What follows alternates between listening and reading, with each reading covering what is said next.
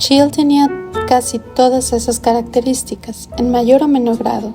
Fue tanto porque ella encarnaba tantos de los atributos mencionados como por cualquier otra cosa que ella me haya dicho que sospeché que Randy podía tener un problema de alcoholismo. Las mujeres que tienen esta clase de características emocionales se ven atraídas una y otra vez hacia hombres que son emocionalmente inaccesibles por una razón u otra. La adicción es una forma primaria de ser emocionalmente inaccesible. Desde el comienzo, Jill estuvo dispuesta a aceptar más responsabilidades que Randy por el inicio de la relación y por mantenerla en marcha. Al igual que tantas otras mujeres que aman demasiado, era obvio que Jill era una persona muy responsable, una gran emprendedora que tenía éxito en muchas áreas de su vida, pero que no obstante tenía un poco amor propio.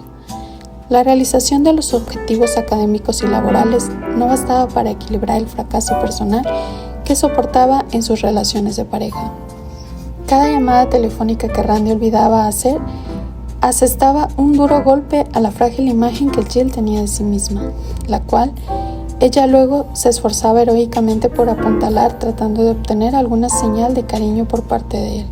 Su voluntad para aceptar toda la culpa por una relación frustrada era típica, al igual que su incapacidad de evaluar la situación con realismo y de cuidarse abandonando la relación al hacerse evidente la falta de reciprocidad.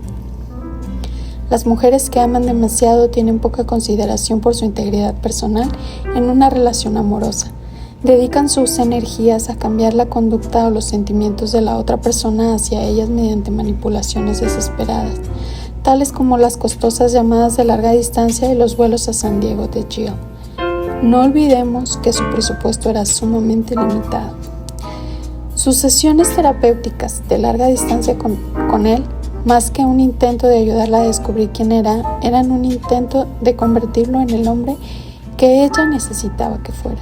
En realidad, Randy no quería ayudar para descubrir quién era. Si le hubiera interesado ese viaje de autodescubrimiento, él mismo habría hecho mayor parte del trabajo en lugar de permanecer pasivamente sentado mientras Jill trataba de obligarlo a analizarse. Ella hacía esos esfuerzos porque su única otra alternativa era reconocerlo y aceptarlo tal como era, un hombre a quien no le importaban sus sentimientos ni la relación. Volvamos a la sesión de Jill para comprender mejor qué había llevado aquel día a mi consultorio. Ahora hablaba de su padre. Era un hombre muy obstinado. Juré que algún día ganaría una discusión con él. Reflexionó un momento. Sin embargo, nunca lo logré. Tal vez sea por eso que me dediqué a derecho. Me encanta la idea de discutir un caso y ganar. Esbozó una amplia sonrisa al pensarlo y luego volvió a ponerse seria. ¿Sabe lo que hice una vez? Lo obligué a decirme que me quería y a darme un abrazo. Jill trataba de contarlo como una simple anécdota de sus años adolescentes, pero no le salió así. Se percibía la sombra de una niña herida. Jamás lo habría hecho si no lo hubiera obligado, pero me quería, solo que no podía demostrármelo. Nunca pudo volver a decirlo, por eso me alegro de haberlo obligado, si no, nunca lo habría oído decírmelo. Hacía años y años que esperaba eso. Yo tenía 18 años cuando le dije, vas a decirme que me quieres, y no me moví hasta que me lo dijo. Después le pedí un abrazo y, en realidad, tuve que abrazarlo yo primero. Él apenas me abrazó y me palmeó el hombro un poco, pero bastó. Realmente necesitaba eso de él.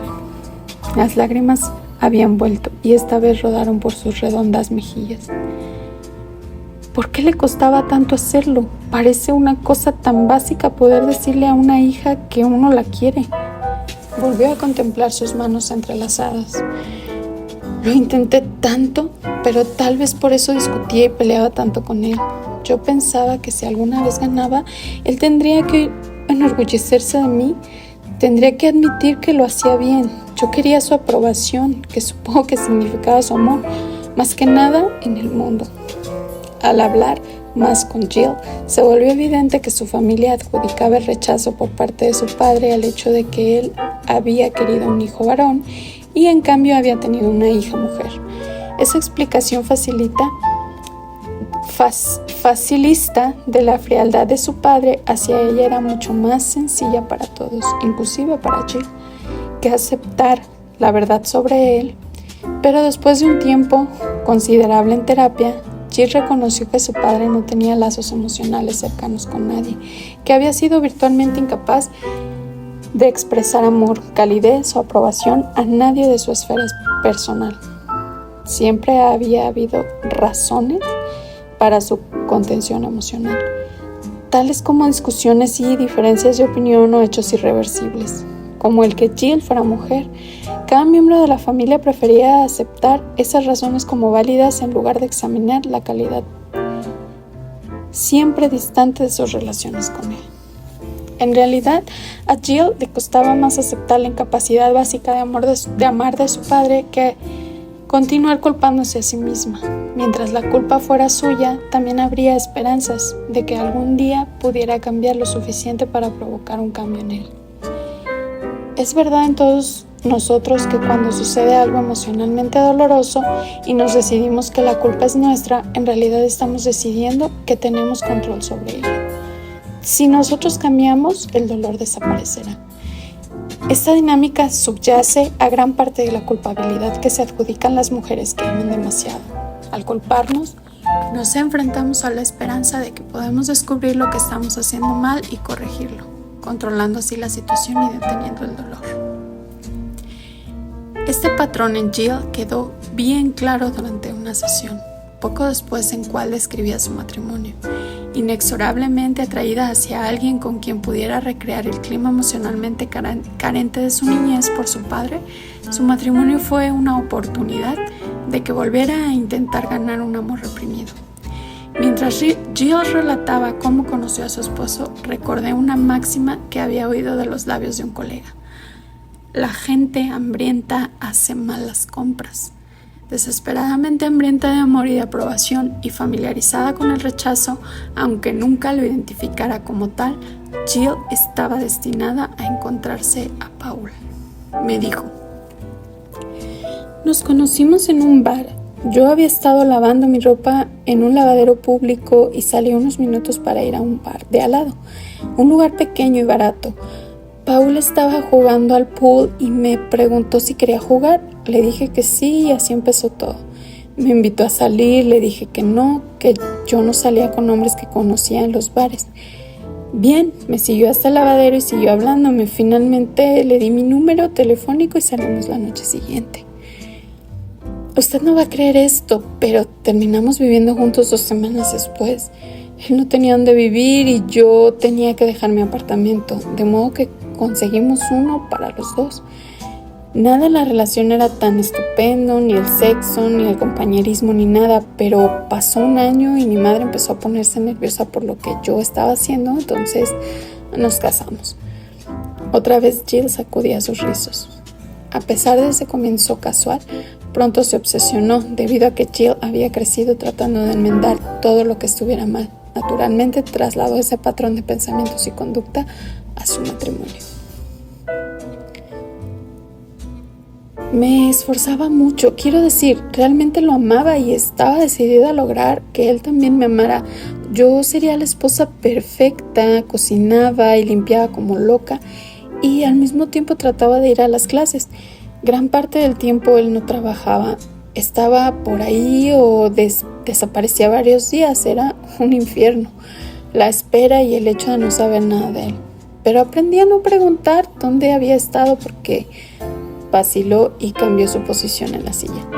Me cuesta admitir esto, yo estaba tan segura de que podía hacer que todo funcionara bien y si tan solo me esforzaba lo suficiente. Pero a veces me enojaba después de que él desaparecía y entonces él me pegaba. Nunca había dicho esto a nadie, siempre me sentí tan avergonzada. Yo misma nunca me vi de esa manera, ¿sabe? Como alguien que se dejaría pegar. El matrimonio de Jill terminó cuando su esposo encontró a otra mujer en una de sus prolongadas ausencias del hogar. A pesar de la angustia en la que se había convertido su matrimonio, Jill quedó desolada cuando Paul se marchó.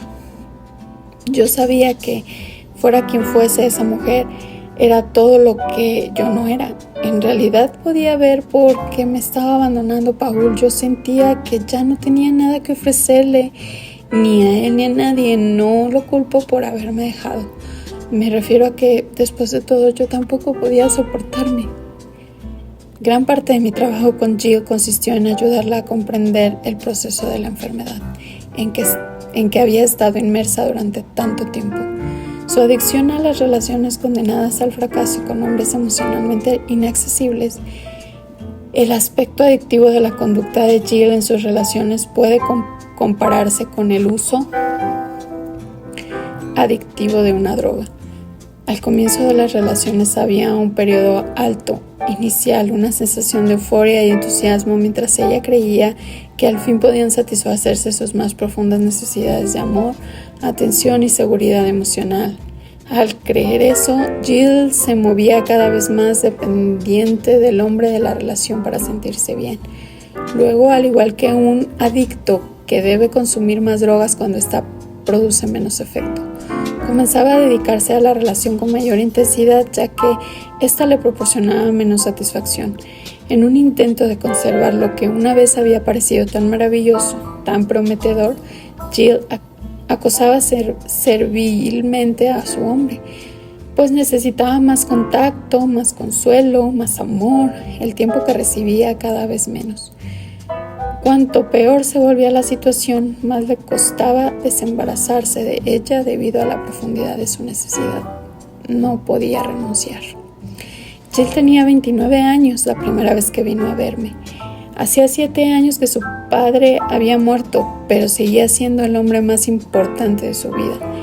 En cierto modo era el único hombre de su vida, porque en cada relación con otro hombre por quien se sentía atraída, en realidad se relacionaba con su padre, esforzándose aún por ganar el amor de aquel hombre que no podía darlo debido a sus propios problemas. Cuando las experiencias de nuestra niñez son particularmente dolorosas, a menudo nos vemos obligados inconscientemente a recrear situaciones similares durante toda la vida, en un impulso de obtener el control de ellas. Por ejemplo, si nosotros, al igual que Jill, hemos amado y necesitado a un progenitor que no nos correspondía, a menudo nos comprometemos con una persona similar o con una serie de ellas en la edad adulta, en un intento de ganar la vieja lucha por ser amados. Jill personificaba esta dinámica al sentirse atraída por un hombre inadecuado tras otro. Hay un viejo chiste acerca de un miope que ha perdido sus llaves a altas horas de la noche y las está buscando a la luz de un farol callejero. Otra persona llega y se ofrece a ayudarlo a buscarlas, pero le pregunta, ¿estás seguro de que se le perdió aquí? El hombre responde, no, pero aquí hay luz. Jill, al igual que el hombre del chiste, buscaba lo que faltaba en su vida, no donde tenía esperanzas de encontrarlo, sino donde le resultaba más fácil buscarlo, ya que era una mujer que amaba demasiado. En este libro analizaremos qué es amar demasiado, por qué lo hacemos y cómo podemos transformar nuestra forma de amar en una forma más sana de relacionarnos. Volvamos a examinar las características de las mujeres que aman demasiado, una vez, una por una. 1. Típicamente, usted proviene de un hogar disfuncional que no satisfizo sus necesidades emocionales. Tal vez la mejor manera de enfocar la comprensión de esta característica sea comenzar por la segunda mitad, que no satisfizo sus necesidades emocionales. Por necesidades emocionales no entendemos solamente las necesidades de amor y atención. Si bien ese aspecto es importante, más crítico aún es el hecho de que sus percepciones y sentimientos hayan sido, en su mayor parte, ignorados o negados en lugar de ser aceptados y valorados. Un ejemplo: los padres están peleando, la hija tiene miedo, la hija pregunta a la madre, ¿por qué estás enojada con papá? La madre responde, no estoy enojada, pero se ve furiosa y perturbada. Ahora la hija se siente confundida, más temerosa y dice, yo te oí gritar. La madre responde enfadada, te dije que no estoy enojada, pero lo estaré si insistes con esto. Ahora si la hija siente miedo, confusión, enojo y culpa, su madre ha implicado que sus percepciones son incorrectas, pero si eso es verdad, ¿de dónde provienen esos sentimientos de miedo? Ahora la niña debe elegir entre saber que tiene razón y que su madre le ha mentido deliberadamente, o pensar que se equivoca en lo que oye y ve y siente. A menudo se conforma con la confusión y deja de expresar sus percepciones para no tener que experimentar la aflicción de que se las invaliden. Eso deteriora la capacidad de una niña de confiar en sí misma y en sus percepciones, tanto en la niñez como en la edad adulta, especialmente en las relaciones cercanas. La necesidad de afecto también puede ser negada o insatisfecha de forma insuficiente cuando los padres están peleando o atrapados en otro tipo de luchas. Es probable que quede poco tiempo y atención para los hijos.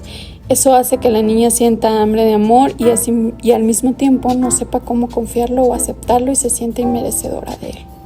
Ahora bien, en cuanto a la primera parte de la característica, provenir de un hogar disfuncional, los hogares disfuncionales son aquellos en que se dan uno o más rasgos siguientes: abuso de alcohol y otras drogas prescritas o ilegales, conducta compulsiva como por ejemplo una forma compulsiva de comer, de trabajar, de limpiar, jugar, gastar, hacer dieta, hacer gimnasia.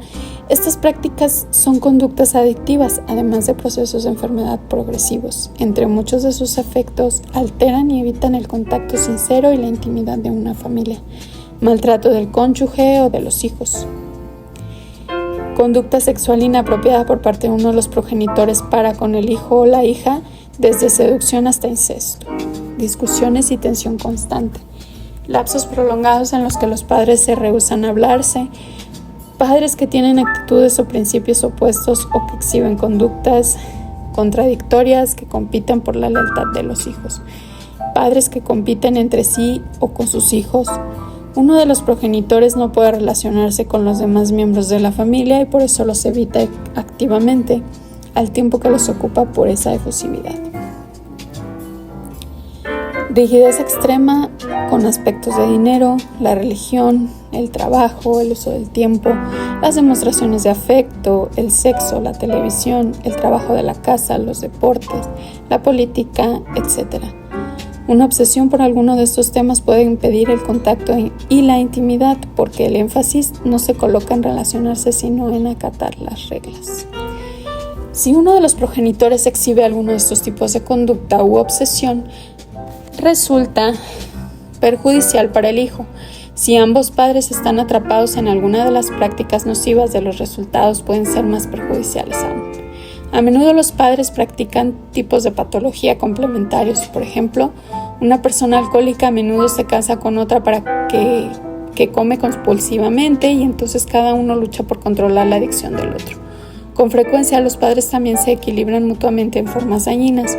Cuando una madre abrumadora y sobreprotectora está casada con un padre irascible que tiende al rechazo, en realidad las actitudes y la conducta de cada uno de ellos inducen al otro para continuar relacionándose con los hijos en una forma destructiva.